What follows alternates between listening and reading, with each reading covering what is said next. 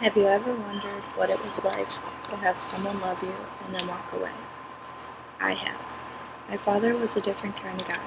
He was never the best father to me, but I'll admit he did try. My dad suffered from mental disorders since I was born. He was never one to play with me, say I'm proud of you, or even say that he loved me. But he did always feel it was necessary to hit me. Since about the time I was 4 years old, I remember just how mean and abusive my dad had been to me. When he did this to me, it made me feel like I was a piece of trash, an empty person that wasn't worth his time. My dad used to say that I was a mistake, and he honestly treated me like I was his biggest mistake.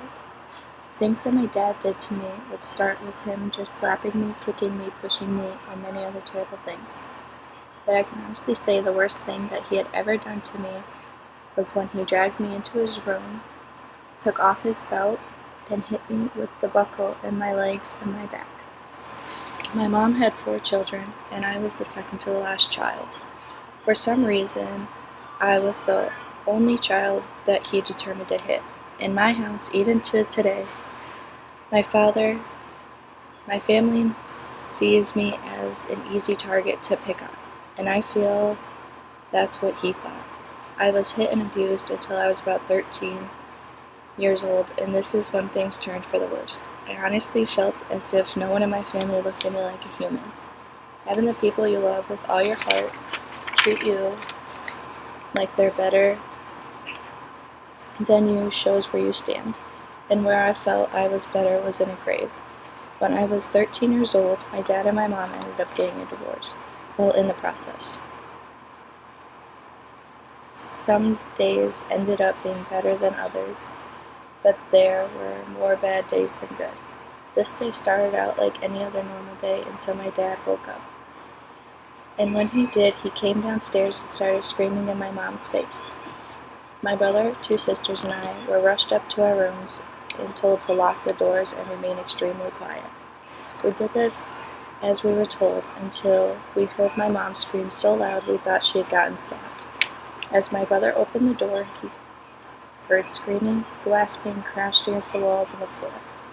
At this point, we were all holding onto each other's shirts so tightly that when we let go, they had a ball of wrinkled fabric in the back. This happened because of the intense fear that had overcome everyone's body. The clash of glass and the screams gave me goosebumps and chills down my spine, and the only thing that kept me together were my siblings. All 4 of us had reached the stairs, and as we looked down, we saw glass covering the bottom of the staircase, which made it extremely hard to walk. My brother took the lead, and he peered around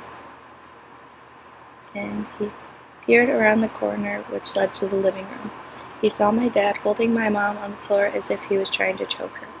At this moment, the look in my mom's eyes told me that she knew she wasn't going to make it. When I saw her eyes, my heart slowly stopped. The breath felt like it was being pushed out of my body, and the thought did go through my mind that I was going to lose my mom today. I couldn't help her. Chris, who is my brother, jumped on top of my dad and hit him in the face multiple times while he was holding my mom. My mom had slowly gotten up and grabbed my sister and I until she knew what to do. As she thought about what she was going to do, we saw Chris continue to fight my dad until he saw my dad pull out his gun. I saw the gun through my mom's fingers while she tried to shield my face. What I was able to see through the cracks of her fingers was the gun, which is pointed directly at my brother's head. All I can remember my dad saying is, "You're not my son, so this won't even bother me." Even then, right then and there, my older sister Colleen pushed my dad from behind, making the gun fall out of his hand and slide under the couch, near the middle of the room. Chris grabbed a knife from the kitchen, which was only around the doorway nearby, and sat on top of my dad, saying, "You're worthless, and the world is better off without you."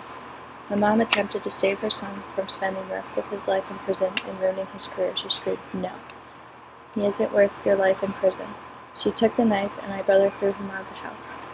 My dad sat in the snow all night while I watched him outside my window, knowing that I was never going to have a father figure in my life.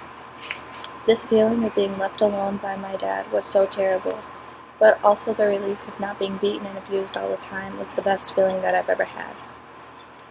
I, until this day, feel so guilty about feeling happy that he is gone. Yet I miss him because I do love him, and he is my dad. Realizing how much of a struggle it would be to get our lives together was the scariest part of the whole divorce.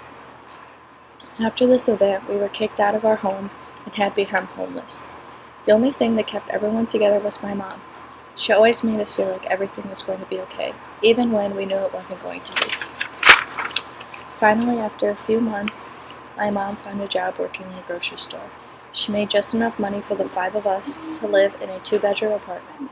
Even though it was very cramped, we were extremely happy that we had a place to stay and that we were all together.